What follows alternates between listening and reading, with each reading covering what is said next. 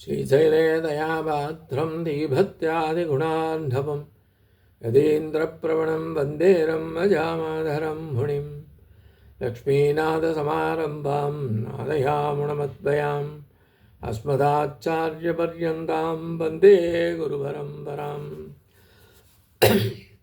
भक्तामृतं विश्वजानूनमोदनं सर्वार्थं श्रीषडगोपवाङ्मयं சகசசகோபனிஷத்சமாகமம் நமாம்யகம் திராவிடவேதசாகரம்.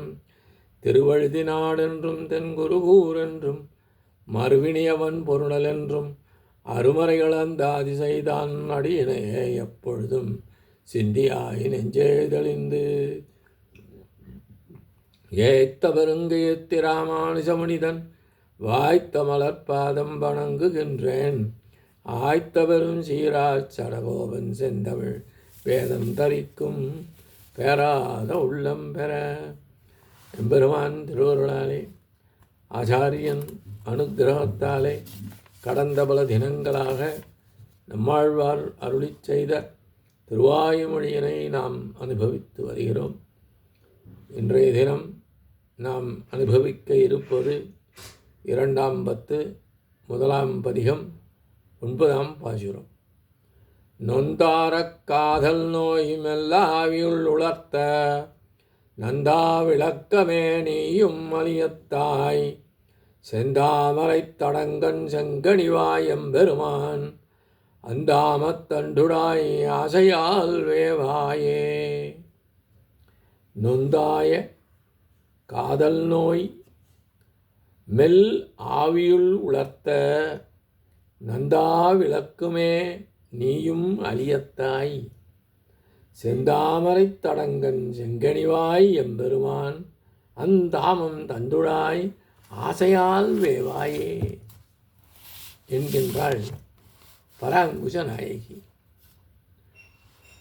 இப்பொழுது இந்த பாசுரத்தின் விளக்கத்தினை நாம் முழுமையாக அனுபவிப்போம். அழிவற்ற விளக்கே,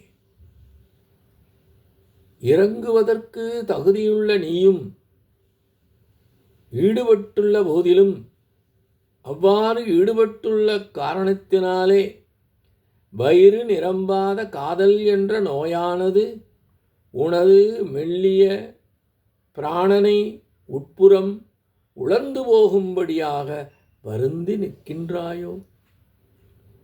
சிவந்த தாமரை போன்ற கண்கள் கொண்டவனும்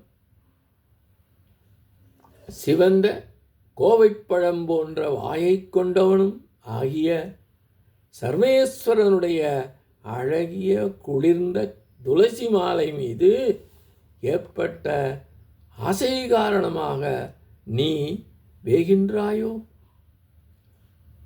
தான் கண்ட அந்த கழிக்கு எந்த ஒரு பரிகாரமும் காண இயலாமல் பராங்குஷ நாயகி இப்பாசுரத்திலே மீண்டும் தன் இல்லம் புகுந்து படுக்கையில் கிடந்தாள். அந்த படுக்கை அறையில எரியும் விளக்கை கண்டாள். அந்த விளக்கின் வெப்பத்தை உணர்ந்து தனது உடலில் கை வைக்க இயலாதபடி விரகதாபம் கொண்டுள்ளதே என்று எண்ணினாள். அதனிடம் நீயும் என்னைப் போன்று பகவத் பிரகம் கொண்டு நோய் அடைந்தாயோ என்கின்றாள்.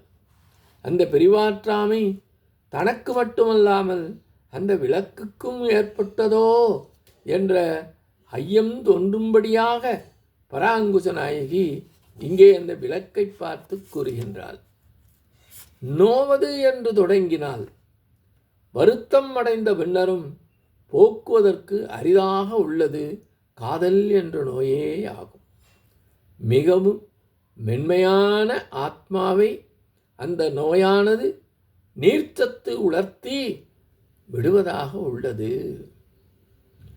ஆத்மாவிற்கான மென்மை என்று பகவத்குண அனுபவங்கள் காரணமாக மிகவும் நொந்து இருப்பதாகும், நைந்து இருப்பதாகும். மென்மையான காற்று மேலே பட்டாலும் பொறுத்து கொள்ள இயலாதபடியான மென்மை எரிகின்ற விளக்கின் ஜுவாலையை நாம் காணும் பொழுது நமக்கு என்ன தோன்றும்? ஒரே ஜுவாலை உள்ளதாக நமக்கு தோன்றும். அப்படிப்பட்ட விளக்கொளியிடம் அனைவருக்கும் உலக விஷயங்களை அவரவர்களுடைய கண்களுக்கு காட்டித் தருகின்ற உனக்கே இந்த நிலையோ? உனது சரீரத்திலும் இந்த நோய் உண்டானதோ? கணவனாகிய ராமனால் கருமையான கண்கள் கொண்ட சீதை கௌரவிக்கப்பட்டால் என்ற பேறு பெற வேண்டும் என்பதையோ நீயும் விரும்பினாய்? முகத்தை பார்த்து குளிர் நோக்குகின்ற தன்மையுடைய திருக்கண்களை உடையவனென்றோ எம்பெருமான். அப்படி குளிர் நோக்குகின்ற தன்மையுடைய திருக்கண்களை உடைய எம்பெருமானை இனிமையான பேச்சுக்களை பேசுகின்ற சிவந்த உதடலுடைய அந்த எம்பெருமானின் அழகான துளசி மாலை வேண்டும் என்ற ஆசையாலே விசிறிக்காற்றின் மூலம் கிடைக்கக்கூடிய உனது சரீரம் என்பதே அக்னியாக மாறும் விதத்தில் நீ வெந்து போகிறாயோ என்கின்றாள் பராங்குசனாகி என்பதாக இப்பாசுர விளக்கம் அமைகின்றது.